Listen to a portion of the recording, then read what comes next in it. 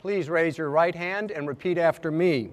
I, Barack Hussein Obama, do solemnly swear I, Barack Hussein Obama, do solemnly swear that I will faithfully execute that I will faithfully execute the office of President of the United States the office of President of the United States and will, to the best of my ability, and will, to the best of my ability, preserve, protect, and defend preserve, protect, and defend the Constitution of the United States. the Constitution of the United States. So help you God. So help me God. Congratulations, Mr. President. Well done.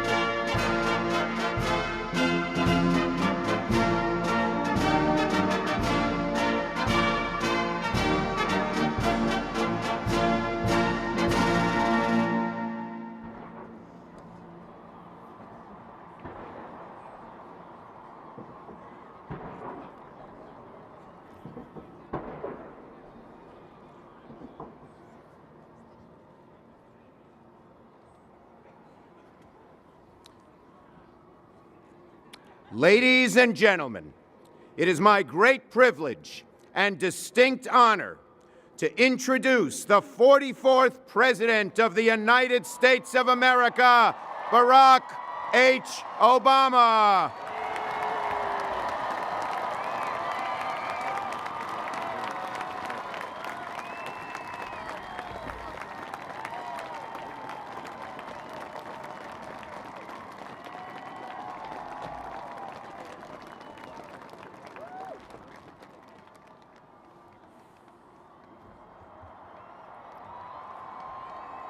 Thank you.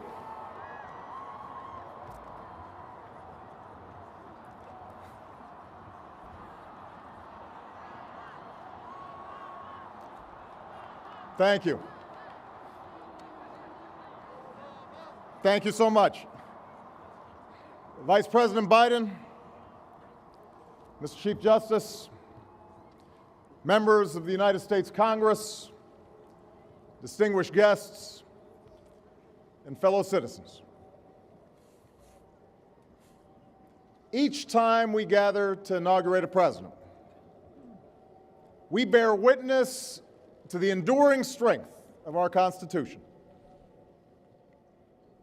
We affirm the promise of our democracy. We recall that what binds this nation together is not the colors of our skin or the tenets of our faith or the origins of our names. What makes us exceptional, what makes us American, is our allegiance to an idea articulated in a declaration made more than 2 centuries ago. We hold these truths to be self-evident, that all men are created equal,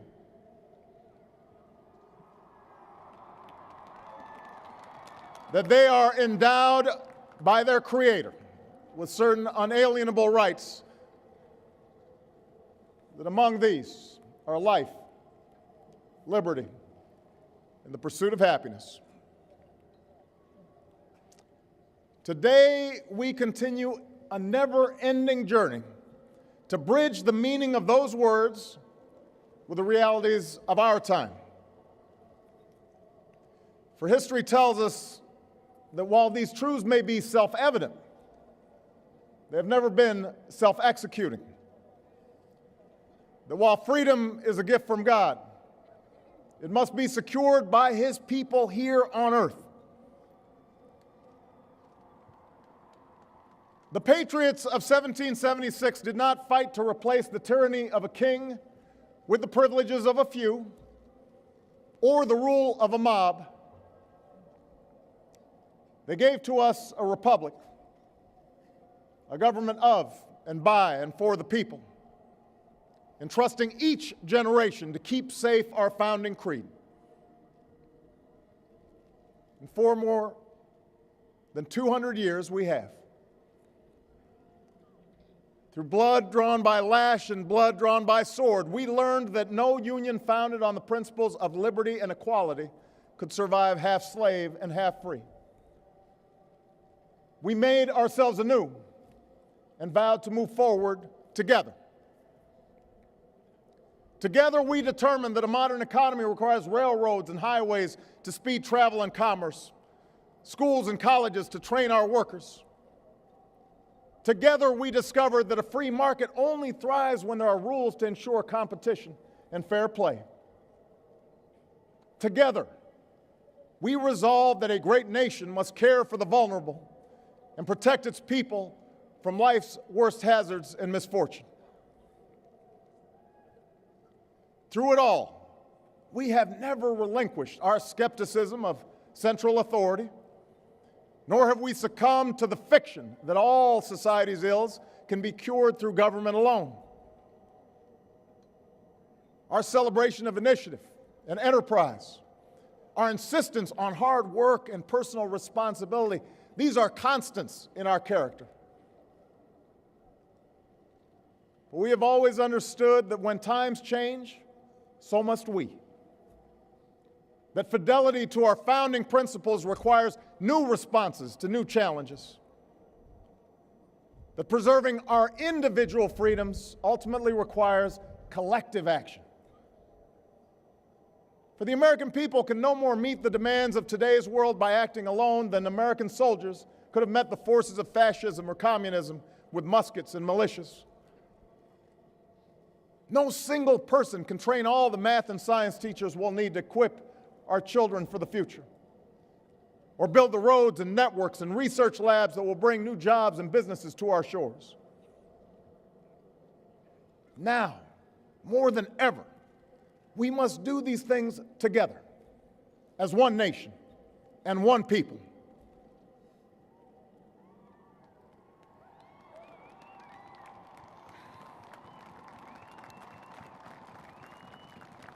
This generation of Americans has been tested by crises that steeled our resolve and proved our resilience. A decade of war is now ending.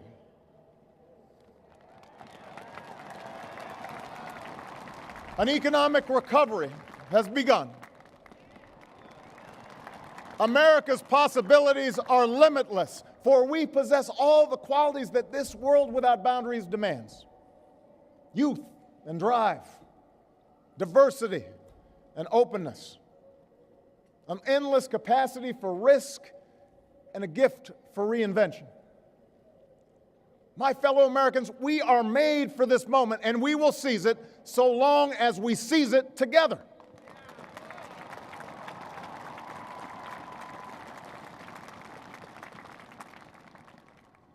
For we, the people, understand that our country cannot succeed when a shrinking few do very well and a growing many barely make it.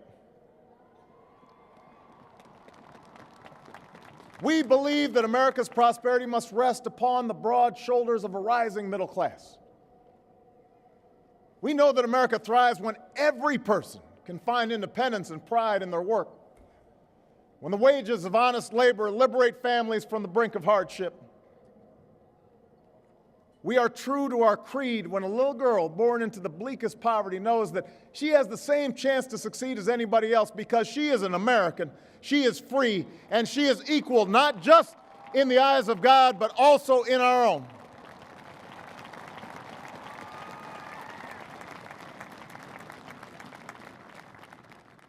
We understand that outworn programs are inadequate to the needs of our time.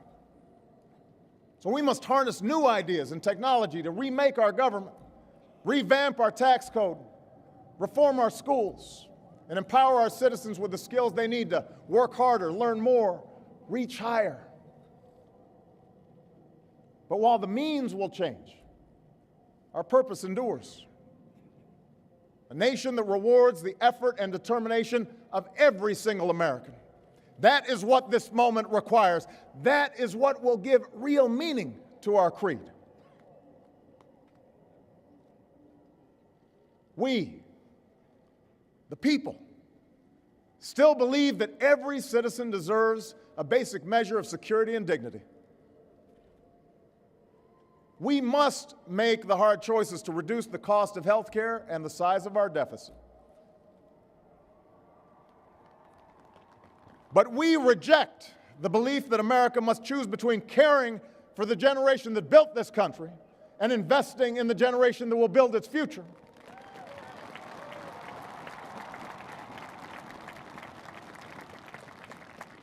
For we remember the lessons of our past, when twilight years were spent in poverty and parents of a child with a disability had nowhere to turn.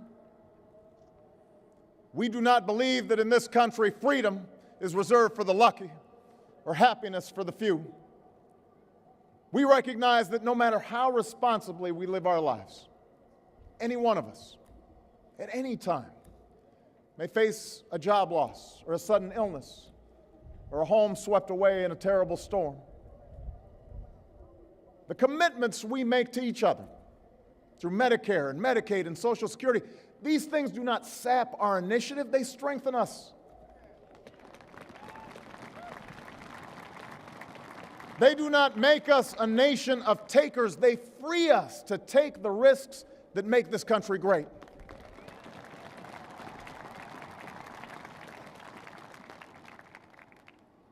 We, the people, still believe that our obligations as Americans are not just to ourselves, but to all posterity. We will respond to the threat of climate change, knowing that the failure to do so would betray our children and future generations.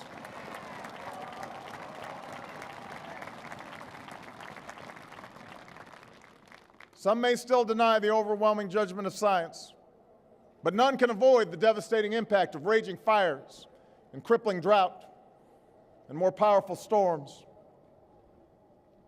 The path towards sustainable energy sources will be long and sometimes difficult. But America cannot resist this transition. We must lead it.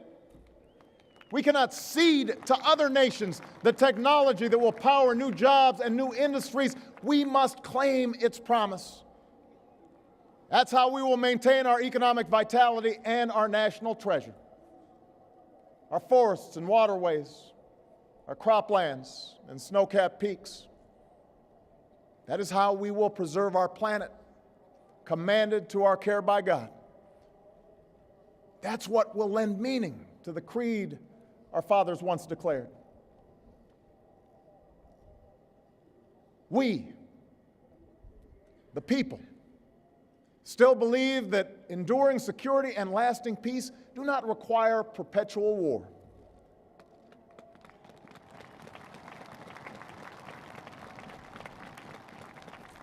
Our brave men and women in uniform, tempered by the flames of battle, are unmatched in skill and courage.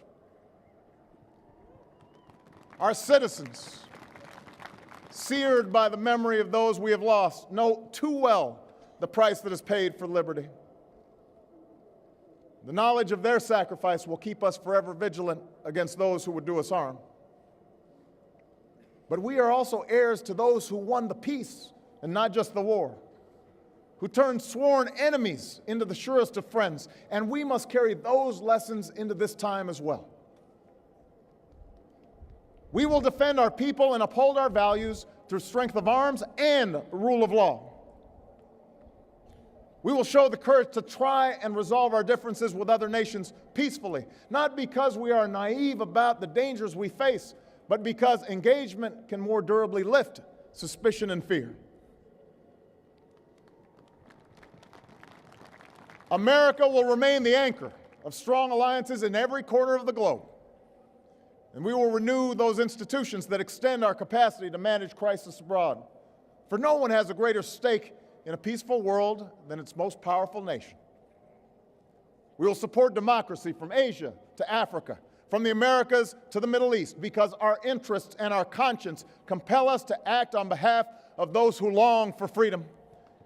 And we must be a source of hope to the poor, the sick, the marginalized, the victims of prejudice, not out of mere charity, but because peace in our time requires the constant advance of those principles that our common creed describes: tolerance and opportunity, human dignity, and justice. We, the people, declare today that the most evident of truths, that all of us are created equal, is the star that guides us still.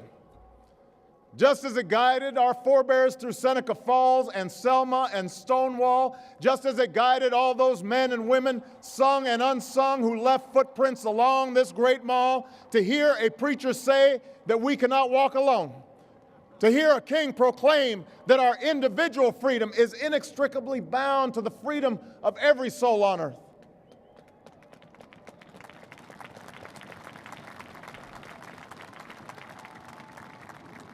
It is now our generation's task to carry on what those pioneers began.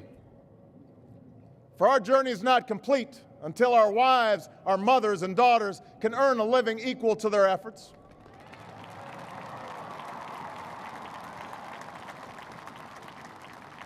Our journey is not complete until our gay brothers and sisters are treated like anyone else under the law. For if we are truly created equal, then surely the love we commit to one another must be equal as well. Our journey is not complete until no citizen is forced to wait for hours to exercise the right to vote.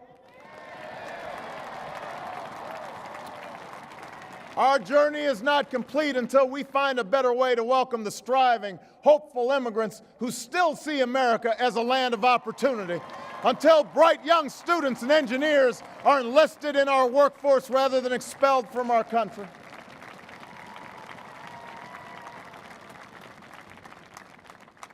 Our journey is not complete until all our children, from the streets of Detroit to the hills of Appalachia to the quiet lanes of Newtown, know that they are cared for and cherished and always safe from harm. That is our generation's task, to make these words, these rights, these values of life and liberty and the pursuit of happiness real for every American. Being true to our founding documents does not require us to agree on every contour of life. It does not mean we all define liberty in exactly the same way or follow the same precise path to happiness. Progress does not compel us to settle centuries-long debates about the role of government for all time, but it does require us to act in our time.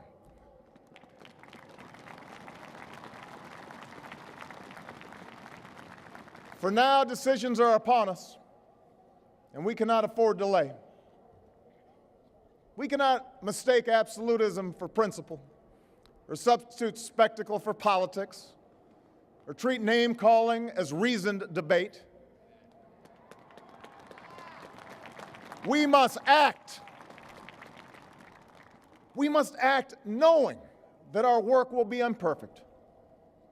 We must act knowing that today's victories will be only partial, and that it will be up to those who stand here in 4 years, and 40 years, and 400 years hence to advance the timeless spirit once conferred to us in a spare Philadelphia hall.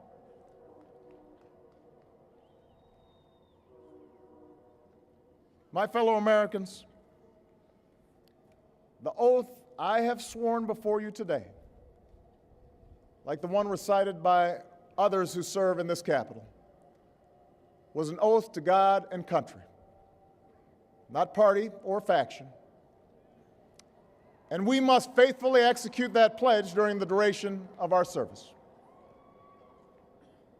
But the words I spoke today are not so different from the oath that is taken each time a soldier signs up for duty.